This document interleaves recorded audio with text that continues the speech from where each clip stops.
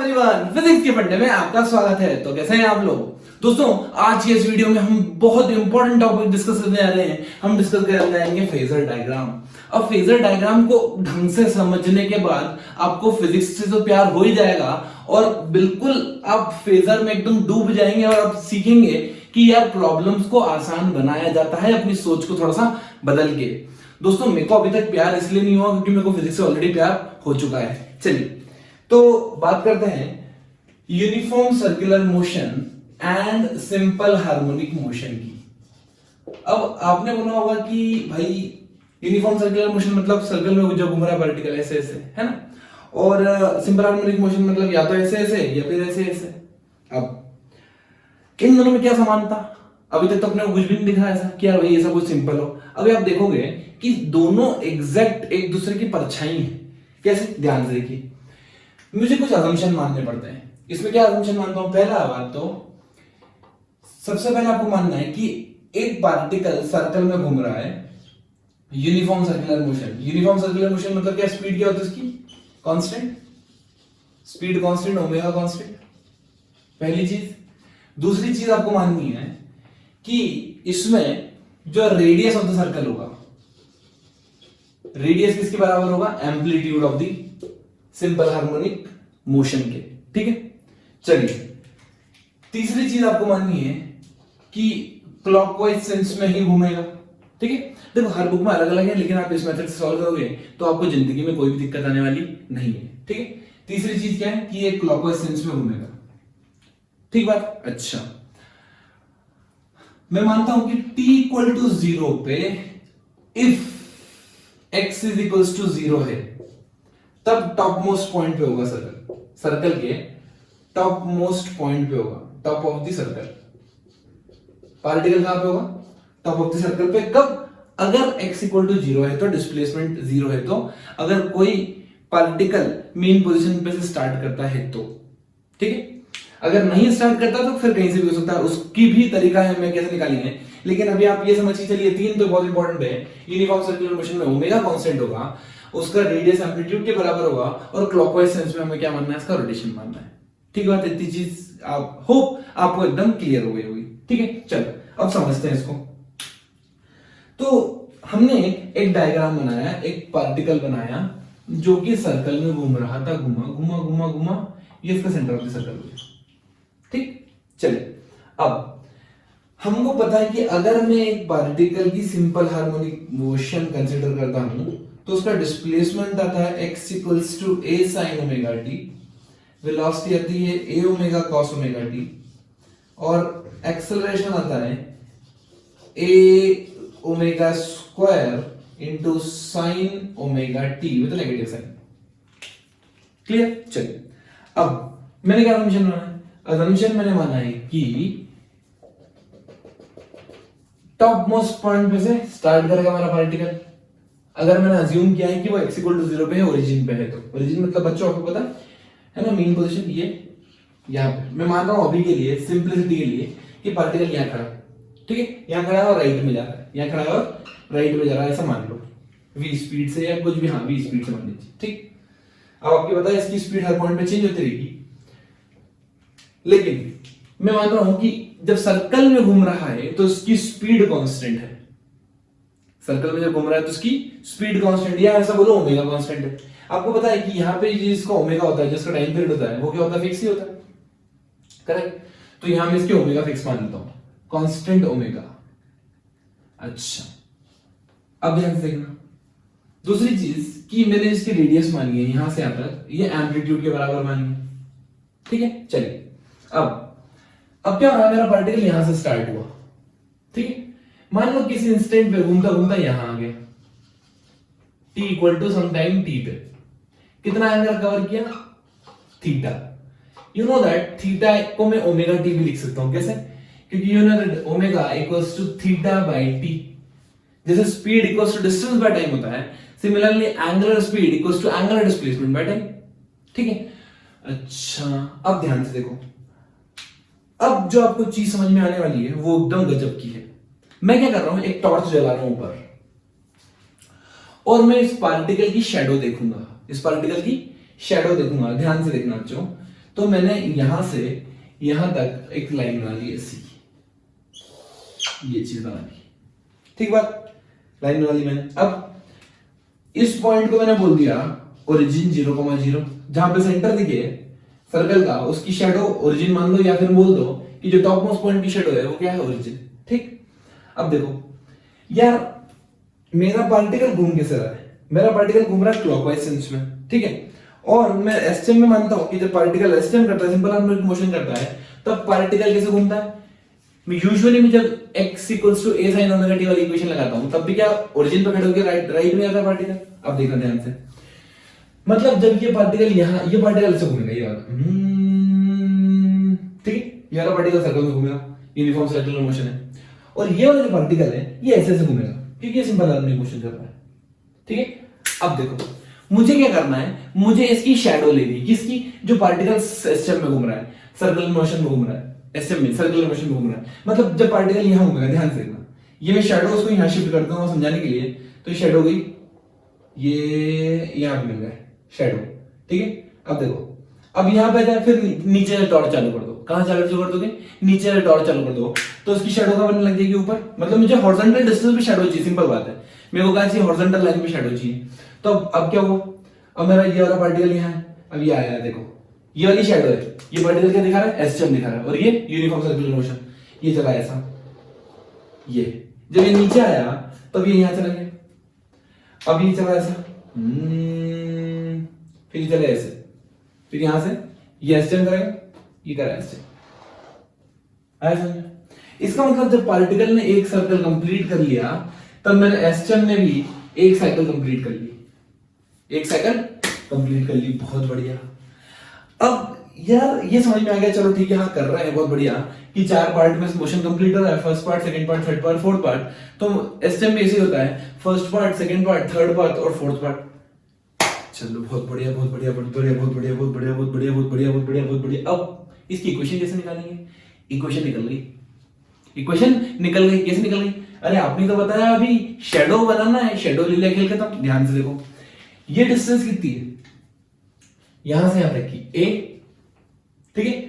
अगर मैं इसको रिजॉल्व करता हूं, अगर मैं इसको रिजॉल्व करता हूं, तो आपको ऐसा लग रहा है कि इस पॉइंट की शेडो यहां बनेगी, मतलब यहां बनेगी ये पार्टिकल। जब टाइम t होगा, t इक्वल टू 0 पे यहां से चला, और t इक्वल टू t पे पार्टिकल यहां पहुंच गया, क्योंकि इसकी शेडो यहां पहुंच गई, ठीक है। जब पार्टिकल की शेडो यहां पहुंच गई, जब पार्टिकल की शेडो यहां पहुंच गई, तो ध्यान से देखना, ये थीटा, ये ए, जो भी कंपोनेंट क्लोज टू थीटा होता है वो होता है a cos थीटा, मतलब ये डिस्टेंस हो गई a cos ओमेगा t, और ये डिस्टेंस हो गई a sin थीटा। और ये डिस्टेंस कितनी होती है, हमने x मान रखी किसी भी जनरल टाइम t पे। हुआ चंभा, हुआ रुक्मणी को गजब का अचंभा भैया। इधर से देखो, ये जो x है, क्या यही a sin ओमेगा t है, और यही तो रोना रो रहे हैं इतनी देर से, कि x is equals to a sin omega t simple harmonic motion को रिप्रेजेंट करती है। इसका मतलब मुझे पता पड़ गया कि the shadow of uniform circular motion, the shadow of uniform circular motion will give you SHM, simple harmonic motion. लेकिन आपको बस इसकी जो भी x डायरेक्शन में कंपोनेंट आए वो लेते जाओ, आपका जिंदगी आसान हो जाएगी। और मैं बताता हूं पॉजिटिव होगा कि नेगेटिव होगा, ये भी ये बता देगा, ये भी पार्टिकल बता देगा। देखना ध्यान से, मुझे पता है कि अगर ये ओरिजिन मानूं तो ओरिजिन के राइट में क्या सब पॉजिटिव होता है। इसका मतलब जब पार्टिकल ऊपर से घूम के नीचे आएगा, मेरा डिस्प्लेसमेंट होगा पॉजिटिव, और जब नीचे से घूम के ऊपर जाएगा तब आपको दिख रही होगी इसकी शैडो बनेगी, वो लेफ्ट साइड में बनेगी, मतलब डिस्प्लेसमेंट होगा उस केस में नेगेटिव, क्योंकि मैं डिस्प्लेसमेंट कहां से मेजर करता हूं, इस पॉइंट के रेफरेंस में। डिस्प्लेसमेंट और एक्सेलरेशन मैंने बताया था आपको, डिस्प्लेसमेंट और एक्सेलरेशन इस पॉइंट के रेफरेंस में देखा जाता है कि ये पॉइंट कहां है, लेकिन वेलोसिटी को कोई लेना देना नहीं है, ठीक। अच्छा एक चीज बताओ यार, आपको अभी एक चीज समझ में आई होगी कि भाई डिस्प्लेसमेंट तो हाँ समझ गया कि अगर डिस्प्लेसमेंट का मैं एक्स कंपोनेंट ले लेता हूं, अगर मैं डिस्प्लेसमेंट का एक्स कंपोनेंट ले लेता हूं तो एसएम प्रूव हो रहा है, एसएम का डिस्प्लेसमेंट आ रहा है। वेलोसिटी कैसे करूंगा, वेलोसिटी करने का भी आसान तरीका है।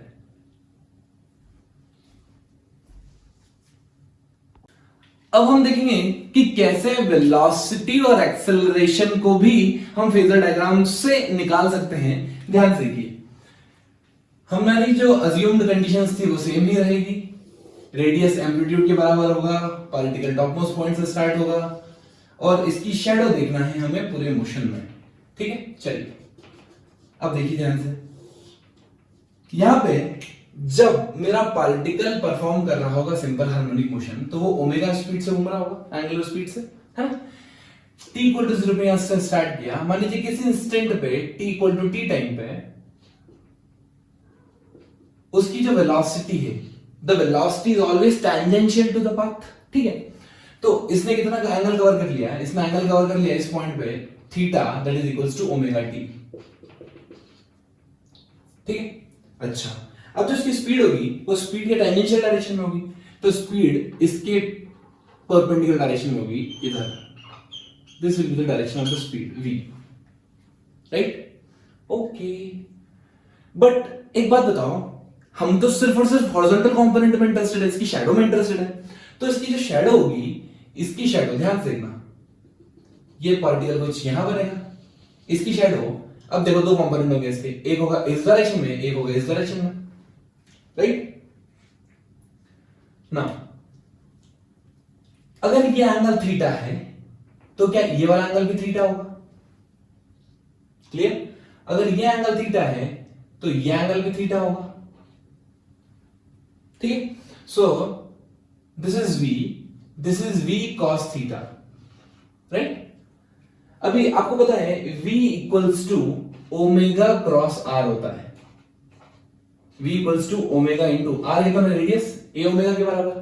ठीक है, तो मैं यहां रखता हूं a ओमेगा और थीटा ये क्या रखो ओमेगा t, तो ये हो गया cos ओमेगा t।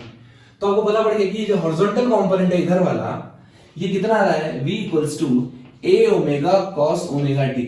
याद आई तेरी याद आई, यही तो इक्वेशन होती है हमारी वेलोसिटी की। जब x equals to a sin omega t होता है तो वेलोसिटी होती है a omega cos omega t। ये आ गया, चलिए बहुत बढ़िया, ये भी आ गया। अब एक काम करते देखते हैं यार एक्सेलरेशन आता है कि नहीं आता है।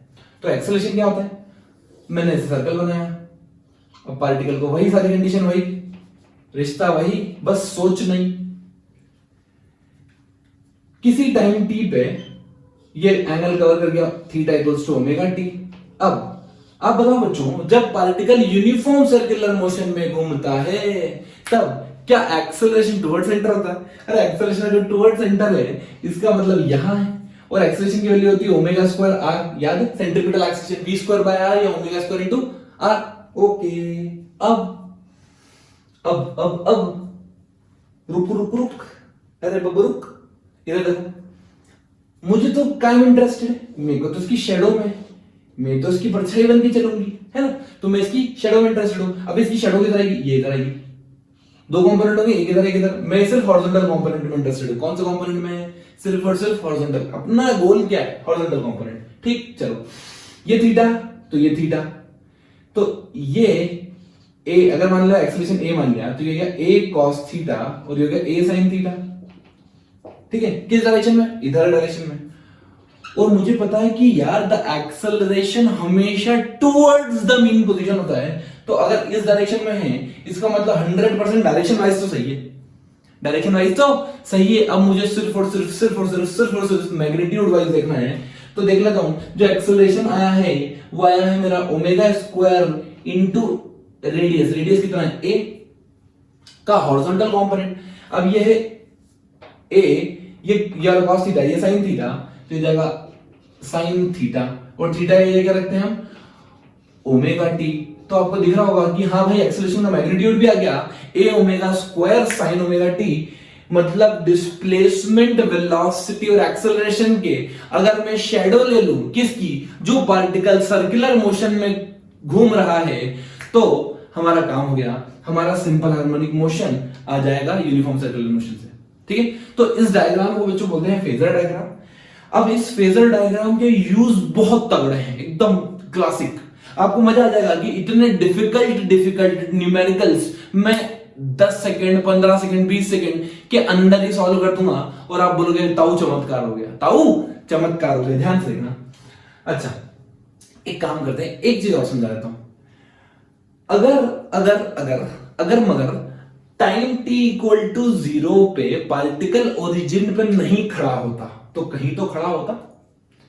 आखिर आपको भी बड़े हो कि कहीं तो खड़ा होना ही है, ठीक है। चलिए अपने पैरों पे, तो यहां पे अगर t इक्वल टू 0 पे मेरा पार्टिकल मान लीजिए t इक्वल टू 0 पे ओरिजिन पे नहीं है, अभी घर में नहीं है तो बाहर होगा। तो मान लीजिए कि यहां है इस पॉइंट पे t इक्वल टू 0 पे, अभी कितना एंगल बनाया, मैं मान लेता हूं उसको इनिशियल फेज फाइ नॉट बोल दो या फाइ बोल दो, ठीक है। और मैंने बताया था आपको कि phase tells you the status of the particle, it means direction and position both. और आपको चमत्कार अभी हाल दिख जाएगा कि हाँ ये है तो एंगल, लेकिन साला वैल्यू काय की देता है, ये वैल्यू हमें देता है डायरेक्शन की और हमें बता देता है पोजीशन। ध्यान से देखो बच्चों, गलती ना करते ना बच्चों। इधर आओ इधर आओ इधर आओ इधर आओ इधर आओ इधर आओ इधर आओ इधर आओ इधर आओ इधर आओ। अब मान लो किसी समय टी पे ये घूम गया, कितना घूमर घूमर हो गया इसका, किसी टाइम टी पे ओमेगा टी घूम गया, कितना घूम गया, ओमेगा टी घूम गया। तो वो पूछ रहे हैं इसकी डिस्प्लेसमेंट वेलोसिटी और एक्सेलरेशन क्या यही होगी कुछ अलग होगा। ध्यान से देखना। अब डिस्प्लेसमेंट के लिए मुझे क्या चाहिए, यह टोटल एंगल कितना हो गया, ये हो गया total angle omega T plus phi हो गया, ठीक है। अच्छा ये रेडियस एम्पलीट्यूड के बराबर है।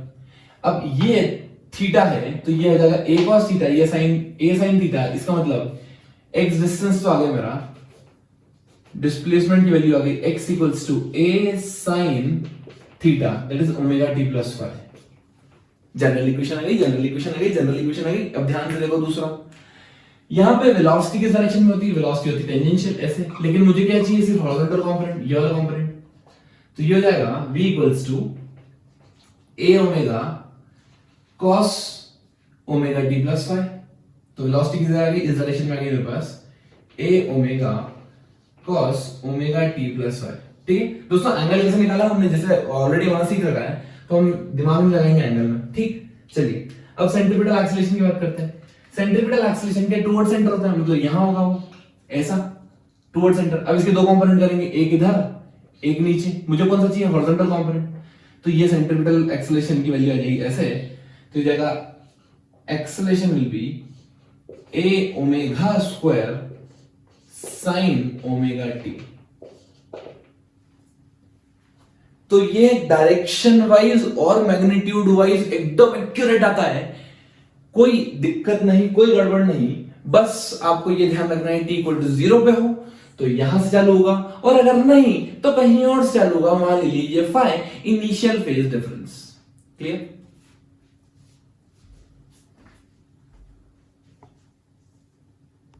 तो आइए देखते हैं कुछ एलटीक्यूज और हम इसको फेजर की हेल्प से कैसे इजी बनाते हैं।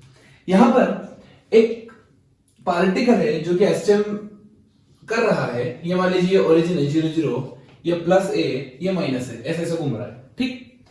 अब आपको पता है कि यहां से अगर मोशन स्टार्ट करूं, मैं मानूं यहां से पहले जाता है यहां, फिर यहां से आता है यहां, फिर यहां से जाता है यहां और फाइनली यहां जाता है।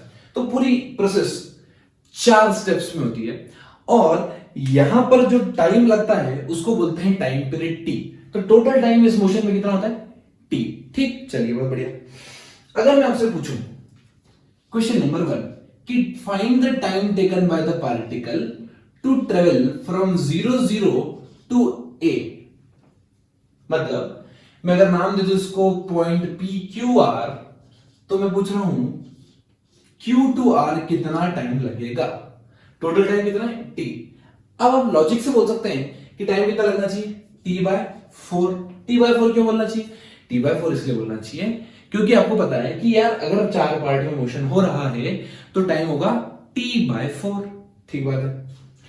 दूसरा क्वेश्चन पूछता हूं मैं, अगर मैं आपसे पूछता कि बताओ 0 से लेके ओरिजिन से लेके a/2 में कितना टाइम लगता, a/2 में कितना टाइम लगता, तो आप बोलते हैं कि हाँ अगर यहां से यहां तक t/4 लगा तो यहां से यहां तक t/8 लगेगा। लेकिन ये हो जाता बच्चों गलत। क्यों गलत हो जाता, एक बात ध्यान से थोड़ा लॉजिकली सोचो, क्या ये यूनिफॉर्म मोशन का केस है, नहीं, this is not uniform motion. Because here the acceleration is changing. Her point पे एक्सेलरेशन क्या हो रहा है, चेंज हो रहा है, मतलब फोर्स चेंज हो रहा है। मतलब आपको पता है कि यार यहाँ पे वेलोसिटी होती है 0 और यहाँ पे वेलोसिटी होती है मैक्सिमम। मतलब पार्टिकल जब ओरिजिन से निकलता है तो बहुत तेज निकलता है और आगे जाता है तो धीरे हो जाता है।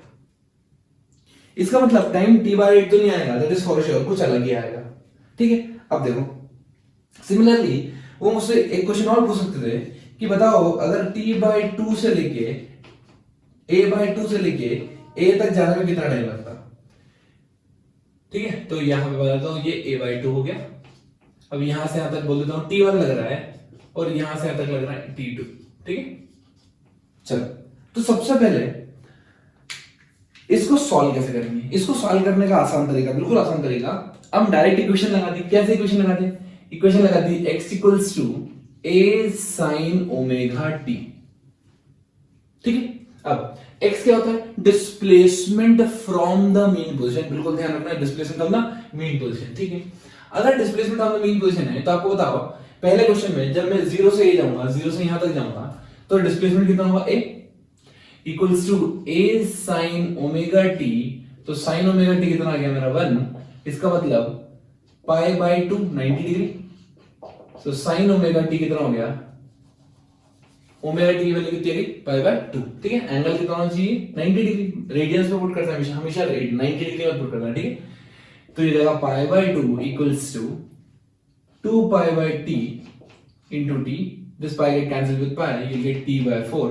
इसलिए आपका आंसर 100% करेक्ट था, t by 4।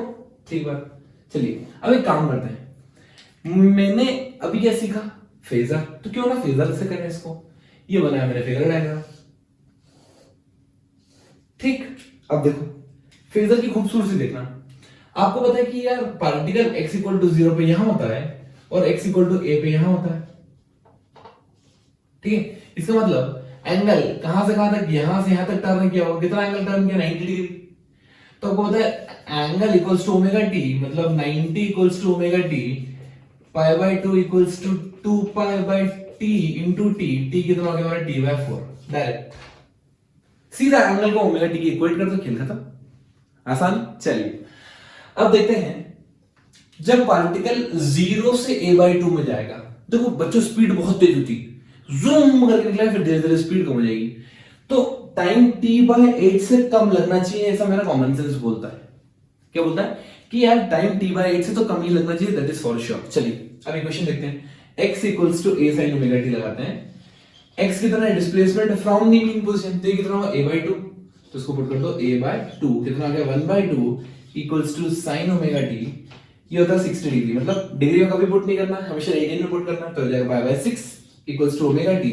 ओमेगा की वैल्यू बढ़ लो तो 2 pi by t into t। तो t की वैल्यू आ गई मेरे पास t by pi cancel 6 into 2 12। मेरा आंसर आ गया t बाय 12। मतलब t/8 से भी कम टाइम में होगा, बिल्कुल लॉजिकल बात है। t/12 समय में मेरा पार्टिकल 0 से लेके a/2 तक चला गया है। चलो आओ और अच्छा फेजर पे लेके जाते हैं। तो अगर मैं फेजर डायग्राम बनाऊं उसका, तो यहां से a/2 यहां है, ये 0 0, ये a/2। मतलब पार्टिकल कहां होगा, पार्टिकल घूम के आ चुका होगा यहां पे, इधर से घुमा घुमा घुमा घुमा घुमा घुमा घुमा घुमा यहां आगे घूम के। कितना एंगल बना है, अब देखो एंगल, एंगल कैसे निकालते हैं। ये वाला एंगल चाहिए, ये वाला चाहिए, हमको ये वाला एंगल चाहिए ना, ये वाला इधर इधर वाला एंगल चाहिए। ठीक है, चलो तो मतलब ये वाला एंगल चाहिए। अब थीटा, ये डिस्टेंस कितनी a है और ये डिस्टेंस कितनी a/2, वो तो रेडियस a के बराबर है ना। चलिए नाउ अगर मैं cos थीटा निकालूं, cos थीटा तो होता है बेस अपॉन हाइपोटेन्यूज। अगर मैं sin थीटा निकालूं तो sin थीटा होता है, ये वाला ट्रायंगल ले रहा हूं, ये वाला ये वाला ये वाला। sin थीटा क्या होगा, perpendicular, that is a/2 divided by a, मतलब 1/2। 1/2 मतलब कितना हो गया मेरे पास, pi/6, 30 डिग्री आ गया। pi/6 आ गया 30 डिग्री, बस सिंपल। एंगल निकाल ले, खेल खत्म, एंगल को इक्वेट कर दो। So theta equals to omega t, theta equals to omega t, मेरा आ गया t pi/t into t। Time period कितना आ गया, t/12, pi/6 है ना, pi/6 है। तो आंसर आ गया t/12। आसान। चलिए अब अब देखना थोड़ा सा ट्रिकी प्रॉब्लम होगा, लेकिन फेजर कैसे निपटाता है उसका, ऐसे करके झटाक। ध्यान से देखो, अगर हम उससे पूछता कि a/2 से a तक जाओ कितना टाइम लगेगा, a/2 से a में कितना टाइम लगेगा, ठीक। चलिए, तो a/2, अब displacement x equals to a, क्या ये क्वेश्चन लगा सकता हूं? नहीं लगा सकता, क्योंकि जब ये क्वेश्चन लगाता हूं तो मुझे डिस्प्लेसमेंट चाहिए होता है कहां से, मीन पोजीशन से। कहां से चाहिए बच्चों? मीन पोजीशन से। लेकिन आपको पता पड़ रहा है कि यार ये तो मीन पोजीशन से इसका कोई लेना देना नहीं है, ये तो यहां पूछ रहा है इन दोनों के बीच में, ठीक है। तो मेरा लॉजिक बोलता है कि यार ये क्वेश्चन नहीं लगेगी, लेकिन मुझे ये पता है कि ये जो टाइम है वो t/4 है, मतलब t1 प्लस t2 t/4 है। यहां से यहां प्लस यहां से यहां कितना है, t/4। अच्छा, यहां से यहां हमने निकाल लिया t/12, तो जाएगा t/12 plus t2 equals to t/4। तो मेरा आंसर आ गया t2 की वैल्यू 1/4 माइनस 1/12, एलसीएम लेंगे तो कितना आ जाएगा, 1/4 कॉमन निकाल लो, 1/3 माइनस 1 तो कितना आ गया, t/6, t/6 है, ठीक। तो टाइम पीरियड में पता है t/6, और आपको दिख रहा है कि यार t/12 बहुत कम है, t/6 ज्यादा है, मतलब आधा डिस्टेंस फास्ट ट्रेवल करने के कारण कम टाइम में कर रहा है और बाकी बचा आधा डिस्टेंस ज्यादा टाइम में कर रहा है। क्लियर? चलिए, अब इसमें तो ये क्वेश्चन हम नहीं लगा पाए, हमने तो लगाया लॉजिक, लेकिन फेजर कैसे करता है इसको, देखो ध्यान से। जब मैं फेजर के पास जाता हूं तो फेजर बोलता है घबराओ मत मेरे पास आओ, घबराओ मत मेरे पास आओ। मुझे पता है a/2 मतलब यहां और a मतलब यहां, इसका मतलब जो एंगल टर्न हुआ वो इनिशियल पोजीशन ये है, फाइनल पोजीशन ये है, ये वाला एंगल टर्न हुआ थीटा। इनिशियल पोजीशन से फाइनल पोजीशन के बीच में एंगल टर्न कितना हो गया, थीटा। चलो चलो चलो, अभी हमने को पता है कि ये वाला एंगल अभी निकाला अपन ने, कितना है, 30 डिग्री, π/6। अगर ये वाला जो एंगल है, अगर ये वाला एंगल है, ये एंगल मेरा 30 डिग्री आया, मतलब रिमेनिंग एंगल कितना आने वाला है, 60 डिग्री। रिमेनिंग एंगल कितना आएगा, 60 डिग्री। इसका मतलब अगर मैं इसको यहां पर ड्रॉ करूं तो मुझे a/2 से कहां जाना है, a/2 से a जाना है, यहां से यहां, मतलब एंगल इनिशियल पॉइंट ये है, फाइनल पॉइंट ये है, ये वाला एंगल कितना हो गया मेरा, π/3, 60 डिग्री। चलो, तो omega t equals to 60, that is π/3 equals to 2π/d into d, pi ने पाई को मार दिया, मेरा आंसर आ गया t/6। और ब्यूटी देखो इसकी, इसमें कोई रेस्ट्रिक्शन नहीं है कि हम लगा सकते हैं कि नहीं लगा सकते, डायरेक्ट इसने आंसर निकाल के दिया मेरे को, t/6। Clear?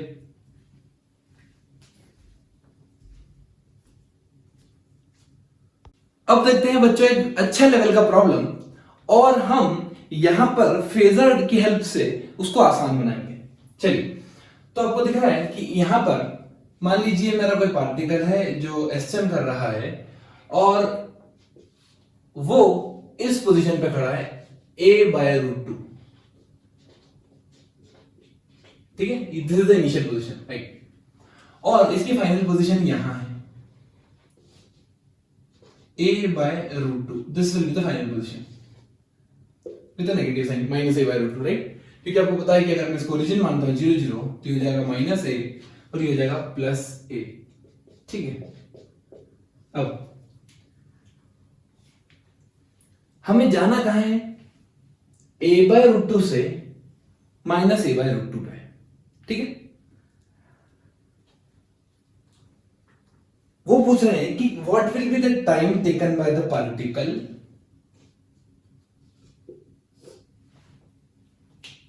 To reach a/√2 to -a/√2। अब देखो बच्चों, इस केस में क्या होता है, ये अच्छे क्वेश्चन होते हैं लेवल वाले, इसमें मल्टीपल आंसर्स आते हैं। अब आप बोलोगे मल्टीपल आंसर कैसे, यहां से यहां तक जाने में टाइम t लगना चाहिए, नहीं। देखो कैसे, सबसे पहले मान लीजिए अगर पार्टिकल मेरा राइट में जा रहा होता, यहां से स्टार्ट करके राइट में जा रहा होता, तो ये ऐसे जाएगा, ये आ गया, ये टाइम लगेगा t1, एक आंसर ये आएगा।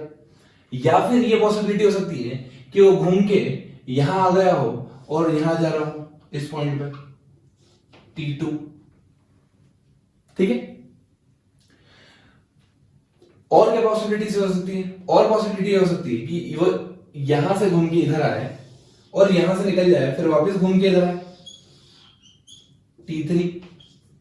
अब ये भी इनिशियल पॉइंट और ये भी फाइनल पॉइंट क्या है? अच्छा, चौथी पॉसिबिलिटी हो सकती है कि यहां से स्टार्ट हो और फिर घूम के आए, T4।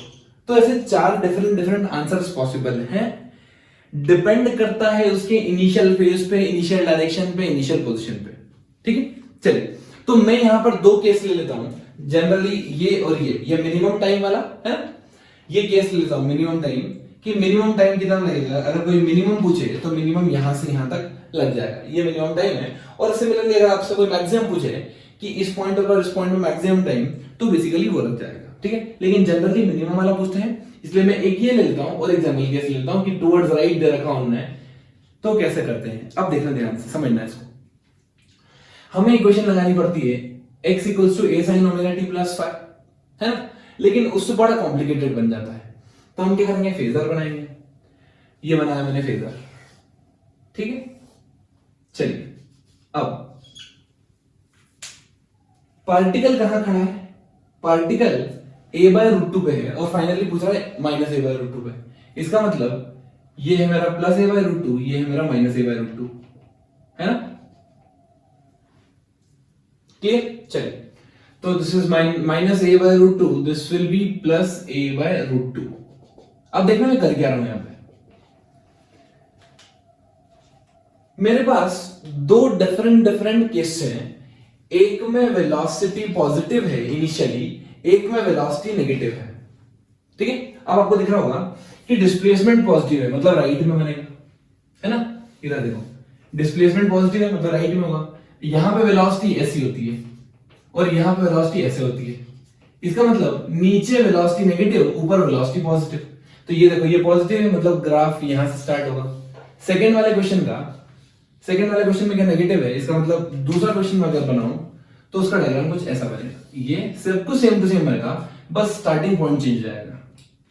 अब जो इसका स्टार्टिंग पॉइंट होगा वो a/√2 वो यहां होगा। ये इसका इनिशियल पॉइंट यहां है, सेकंड क्वेश्चन का इनिशियल पॉइंट यहां है। क्यों आया इनिशियल पॉइंट, क्योंकि वेलोसिटी की डायरेक्शन ने बताया मुझे कि इनिशियल पॉइंट कहां होना चाहिए। क्लियर, चलिए तो इनिशियल पॉइंट यहां आ गया मेरा, ये इनिशियल, यहां पे ये इनिशियल। अब फाइनल पॉइंट क्या है, फाइनल पॉइंट दोनों का मैं मान रहा हूं सेम नेगेटिव डायरेक्शन में ले लीजिए। ये यहां आके स्टॉप हो गया, यहां आके स्टॉप हो गया। नेगेटिव मतलब वेलोसिटी नेगेटिव इस पॉइंट पे होगी, इस पॉइंट पे और इस पॉइंट पे। ये फाइनल है, बस खेल खत्म। अब करना क्या है आपको, सीधा कैलकुलेशंस। यहां से पार्टिकल इस पॉइंट से स्टार्ट हुआ और इस पॉइंट पे घूमता घूमता, मतलब ये वाला एंगल कैलकुलेट करना है, थीटा। सिमिलरली इस पॉइंट से इस पॉइंट पे आया तो ये थीटा और ये थीटा, जो सिमेट्री इसलिए, वरना आप θ1 θ2 भी ले सकते हैं, कोई दिक्कत वाली बात नहीं है। आपको कैलकुलेट करना है, ये भी आप मान सकते हैं, अलग अलग एंगल मान सकते हैं, उसमें कोई दिक्कत वाली बात। ये थीटा मान लीजिए और ये भी θ2 मान लीजिए, ठीक है, और ये π/2 तो है ही सही। तो यहां पे theta equals to omega t लगाते हैं तो टाइम कितना हो जाएगा, θ/ω। तो फर्स्ट वाले केस में जो टाइम आएगा वो आएगा t1 इक्वल्स टू θ1/ω और सेकेंड वाले केस में आएगा θ2/ω। ठीक है, बस। तो ध्यान रखना कि पोजीशन पार्टिकल कहां खड़ा है। पॉजिटिव में खड़ा है तो राइट में लेते हैं, ऊपर ले नीचे ले पॉजिटिव। लेकिन अगर वेलोसिटी पॉजिटिव है तो वेलोसिटी सिर्फ ऊपर पॉजिटिव होती, मतलब अगर मैं क्वाड्रेंट वाइज डिवाइड कर दूं उसको 1 2 3 4, तो डिस्प्लेसमेंट पॉजिटिव होता है फर्स्ट और फोर्थ क्वाड्रेंट में, लेकिन वेलोसिटी पॉजिटिव होती है फर्स्ट और सेकंड क्वाड्रेंट में। ठीक है, तो ये कुछ इंपॉर्टेंट पॉइंट्स है जो आप नोट करेंगे तो आपको डिफिकल्ट प्रॉब्लम्स को सॉल्व करने में आसानी होगी। ठीक है, चलिए अब हमको पूरा खेल है सिर्फ एंगल कैलकुलेशन का। आपको पता है ये डिस्टेंस a/√2 है और ये a है, तो ये एंगल 45 होगा। ये 45 है तो ये भी 45, ये 45 तो ये भी 45, ये 45 तो ये 45। टोटल एंगल कितना कवर करना पड़ रहा है, इनिशियल से फाइनल मुझे कवर करना पड़ रहा है, इनिशियल से फाइनल मुझे कवर करना पड़ रहा है π/2 प्लस π/2, π/4 प्लस π/4, दैट इज π/2। तो मेरा आंसर आ गया π/2, that is 2 pi by T, तो ये आ गया हमारा t/4 टाइम में पहुंच जाएगा। क्लियर? चलिए अब यहां देखते हैं यहां कितना होगा। ये एंगल कितना है, ये a by root 2, so this will be 45 and this will be 45 plus 45 plus 90, 180 means in radians it will be pi, so pi t1 pi by omega, that is pi by 2 pi by t, answer है t by 2। सो यहां से यहां आने में time लगेगा t by 2 और यहां से यहां आने में लगेगा टाइम t by 4। ठीक है, तो डिफरेंट एंगल्स के लिए आंसर डिफरेंट होंगे। बस आपको ये बता दिया मैंने कितनी सारी पॉसिबिलिटीज बन सकती है, मल्टीपल आंसर्स में ये क्वेश्चन आ सकता है, लेकिन नीट वालों के लिए इतना लेवल नहीं आएगा। नीट वालों के लिए बस यह समझ के चलो इसे कि सिंपल कैलकुलेशन आपको फेजर डायग्राम आना चाहिए, उसमें position, velocity, displacement, positive negative कैसे निकालते हैं और टाइम कैसे निकालते हैं सिंगल पार्टिकल के लिए, ये जरूरी होगा।